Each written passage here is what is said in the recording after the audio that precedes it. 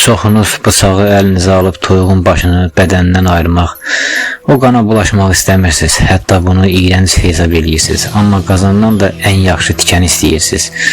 Həyatda da beləsiz. Məhz murdar adamlara qarşı etmədiyiniz o pisliklər sizin bu gerçək üzünüzdür.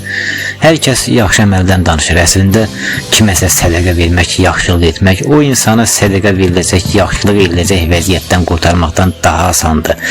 Yaxşı adam yaxşılığa ehtiyac qalmasın deyə hərəkət eləyəndir. İt kimi kənardan zəll adamı tapıb kiçik əməllə özünü erkək Hind toyuğu kimi şişirdən yox. Mən niyə insanlara əksər hallarda cındır deyirəm? Çünki hər şey lazımdır. Ən yaxşı xeyirxah adamlar öz adlarını əslində yardıma möhtac insanlara borcludular. Və sizə belə bir fəlsəfədə deyim ki, xeyirxah adam xeyirxahlıq etdiyi adama daha çox borcludur. Çünki almaq adamı sındırır, vermək isə həmişə ucaldır. Heç bir insan sədəqə almaq istəməz. Sədəqə almaq qədər cındır bir vəziyyət yoxdur. Əksərən sədəqə almaq başqasının haqqını yeyib sədəqə alacaq vəziyyətə düşməkdən bəlkə də daha asan görünür. Əlbəttə ki, sınmış və artıq sədəqə almaqdan utanmayan adamlar barədə eyni sözü deyə bilmərəm. Çünki mənəviyyat bir yerdən sonra qırılır. Yerdə isə sadəcə şuurlu bir heyvan qalır. Amma ağlı başında azca qürrü olan insanlar sədəqəlik vəziyyətdənsə biraz harama əl atıb, biraz daha tez özlərini tutub bu lənət vəziyyətə düşməkdən yaxalarını qurtarardılar. Allah xeyirxahlıq edənləri də sorğu-sual edəndə soruşmazmı ki, siz xeyirxahlıq edirdiniz, yoxsa qarşınızdakı adamı hər dəfə sındırıb özünüzü mənim qarşımda cömert göstərirdiniz? Çünki özünü xeyirxah adlandıran bir adamın başqasına ildə ayda bir dəfə sədəqə verməsi, uçurumdan sallanan adama ip atıb özün dırmaş deməsidir. Yəni ki, siz xeyirxah deyilsiniz, siz sədəqə arxasında gizlənən alçaqlarsınız. Alçaqların yıxdığı insanı isə xeyirxahlar gəlib sədəqə ilə təbrikləyir. Xeyirxahlıq bir adamı zəlil rüsvay vəziyyətdən bir dəfəlik qurtarmaqdır. Sədəqə isə alçağın etdiyini başqa bir rakusdan davam etdirməkdir. Mən bir iblisəm və görəndə ki, bir adam alçağın şallağı ilə hələ də öz qürurunu itirməyib, onu xeyirxahın sədəqəsi ilə alçaldıram. Xeyirxahlar özləri az günah etməyiblər. Onlardan məhşərdə soruşulacaq.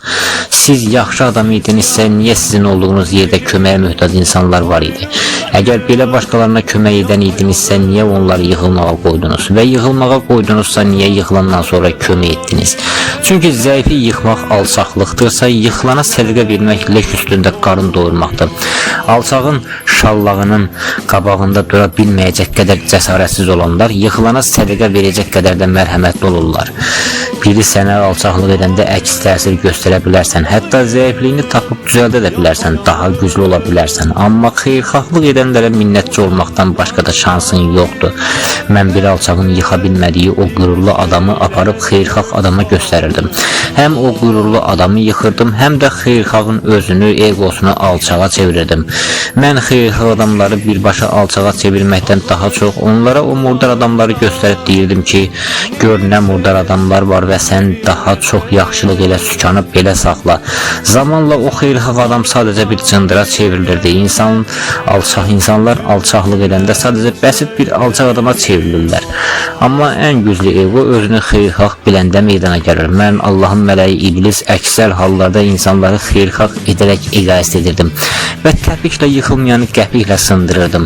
Hamı elə fikirləşir ki, xeyirxahlıq Allahdan gəlir. Bəli, müəyyən səviyyədə belədir, amma əslində harda xeyirxahlıq varsa, Allah orada hər şeyin zibil olduğunu bilir. Neçə dəfə insanları xeyirxahlığa səslədim, neçə dəfə yetimlər evinə, qocalar evinə, neçə dəfə küçədəkilərə bir qab yeməyi mən göndərtdirdim. Mən nə qədər yun coraqlar göndərmişəm. Siz də deyirsiniz ki, şeytan pislik etdirir, şeytan qan tökdürür. Gizbəsərlər, mən insanlara hələ balacaykən bir cüt yun coraqlarla onların qürurunu qırmışam.